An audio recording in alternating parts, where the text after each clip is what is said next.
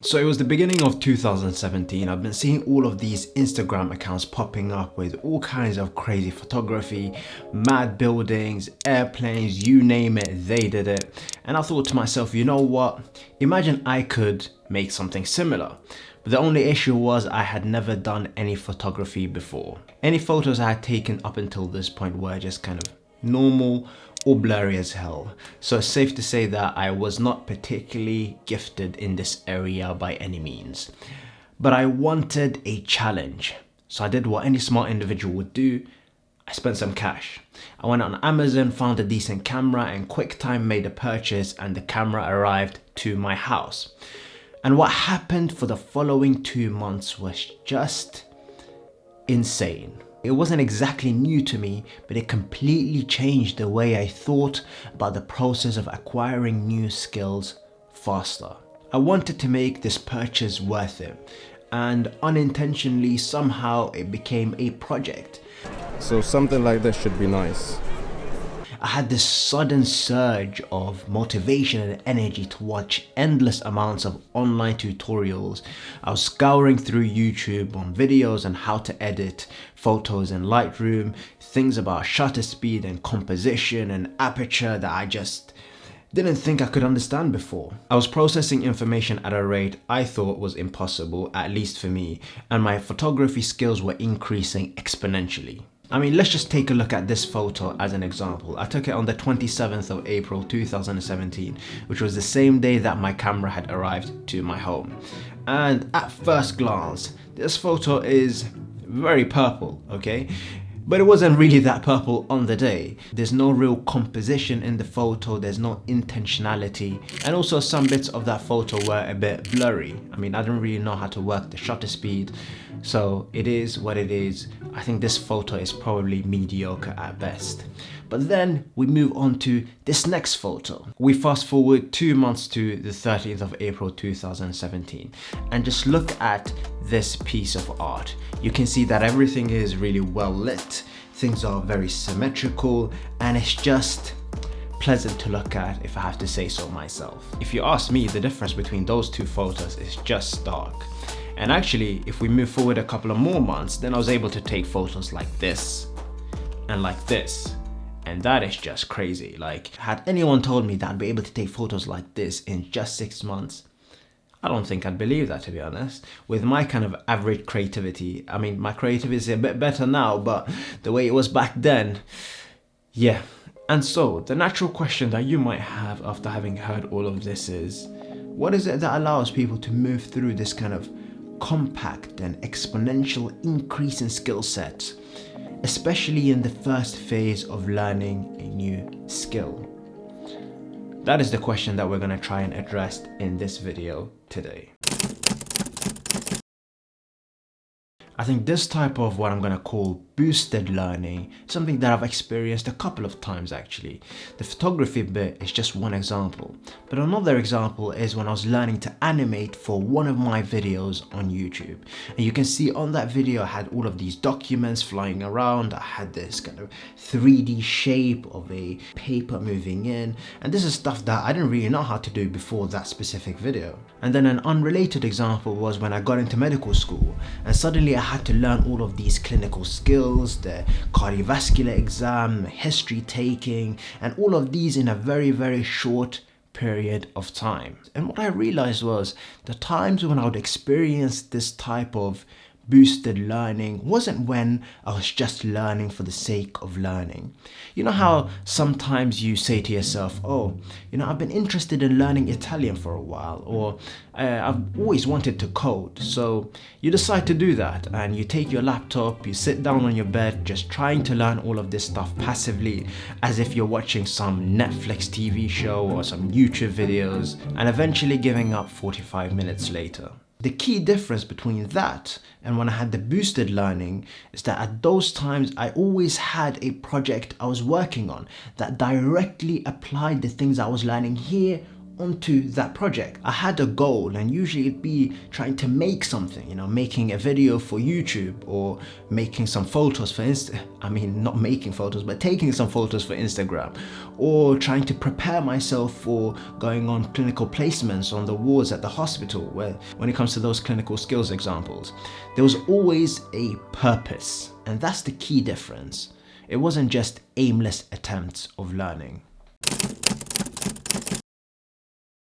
But let's go a few layers deeper. When I analyzed the kind of speed of improvement, I realized that I could really divide these into two different categories. The first one is one that we've already mentioned, which is the boosted phase or boosted learning.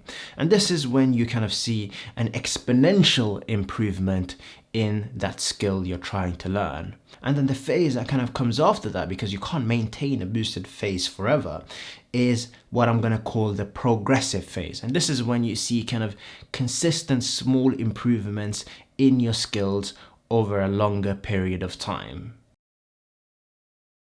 Now, in terms of the boosted phase, for me anyway, is usually characterized by the beginning of a new project. This is when I have that hunger and energy to kind of absorb everything I come across really, really quickly. And usually it's kind of with an aim and the purpose of completing a project or towards a deadline. And honestly, these days, there isn't really any excuses for not learning things that we're interested in. I mean, we live in a time where information isn't really demarcated by any borders and is freely available to anyone who wants to use it. I mean, even Google is a great resource. But one of the resources that I was using when I was trying to learn how to animate is Skillshare, which also happens to be the sponsor of today's video. And let me tell you a bit about them.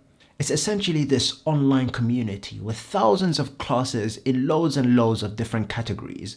Whatever you're interested in, you'll probably find in there. From graphic design to photography to marketing to productivity, there's a huge array. You can find classes from beginner to pro level, and it gives you time to learn at your own pace. One class that is particularly good is this one on Adobe After Effects by Jake Bartlett, where he goes through kind of the bread and butter of animation, the speed graph, and how to ease in and ease out objects and movements within a shot.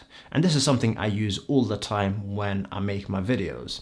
It's less than £10 a month for an annual subscription. So if you're interested, the first 1,000 people who click on the link in the description will get 2 months free trial of premium membership, so you can go and explore learning some new skills if you want. And all in all, with regards to the boosted phase, I'll just watch loads of online content, take that information and apply it immediately and directly to the project I was learning, and repeat that over and over again. And that's how I would learn really quickly. Then there's the progressive phase, and this is fundamentally different from the boosted phase. It's characterized by small step-by-step changes that over time add up to much larger changes. Let me give you an example. The videos on this channel, when I first started the channel, I went through this boosted phase where I learned about the editing software, how to import clips, how to cut and paste and edit, how to edit audio, how to export stuff. Just all of that was just boosted very quickly. But then you lose the boost after a while because you can't maintain that forever. And so that's where I moved on to the progressive phase, where I started to make incremental changes to each video I was posting. And essentially I just made sure that every time I filmed and edited a video, I went back to it and reviewed it and identified some mistakes, maybe 1 or 2 mistakes that I just didn't like.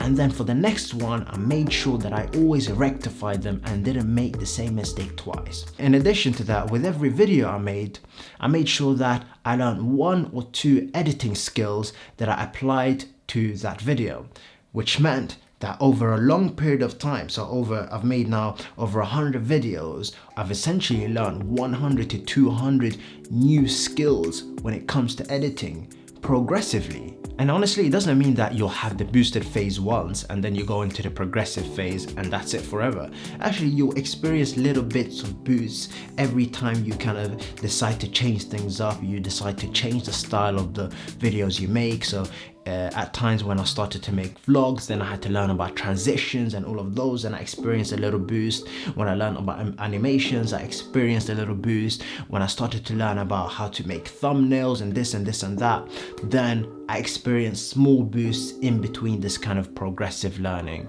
And essentially this progressive phase just boils down to two fundamental principles. One is consistency, because you need that long-term kind of effect. You need those skills to add up over time, but also specifically incremental changes. So as time passes, you're making some incremental changes, which means that you're progressively improving your skill sets.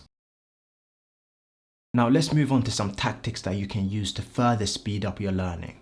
And the first one is copying. And I know this one's people get a bit uncomfortable about this one, but hear me out. The only time you can innovate is when you have a true understanding and mastery of a skill or a subject. You can't innovate into something that you don't know. And so with that reasoning, how do you expect to develop your own unique style when you don't even know what makes other people's styles unique? For example, let's go back to photography. Say you see a photo and you don't really understand why it's framed in a certain way, why it's more zoomed in or zoomed out, why it's cut in a certain way, why some settings are used over others, why it's color corrected in a specific way. If those are things that you don't understand, how can you use those principles to innovate and develop a new style? Even in surgery, I can't develop new surgical techniques if I don't know the bread and butter of surgery. I don't know how to perform the very simplest of surgical procedures that have been there for like 200 years. If I don't know how to do that, then how can I come up with a new surgical technique? How can I develop my own style? No, I need to first learn and copy from a master, become a master myself. Then I can truly innovate and come up with new things that other people haven't seen before. And the second tactic is co-working. So find someone to bounce ideas with. You'll learn from other people's viewpoints that you can't see yourself and get some feedback, and likewise you'll be able to give that very same feedback to other people. You'll have some strengths and other people have strengths, and this is the type of setup and environment that becomes very conducive for learning new skills. You start to bridge over each other's weaknesses and learn from each other's strengths. A good example here again is with this channel. So something that I'm really good at is the actual kind of production aspect. So the angles of the videos, the contents of the videos, the way they look, the aesthetics, and all of those things are things that I know I was really good at. Something that wasn't my strength was to do with titles and thumbnails. So what I always do is I bounce those ideas with one of my friends and we have a discussion about what we think the title of the video should be, what the thumbnail should look like. And over time, what I found is that actually, even though the title and the thumbnail wasn't my strength, now it's actually something that I'm pretty good at. Before I was quite mediocre, and now I would say, you know what, I'm pretty decent, you know what I'm saying? I've been subscribed to them before they even sponsored my video, so check that link out and enjoy the rest of your day, evening, night, whatever time you're watching this. Safe.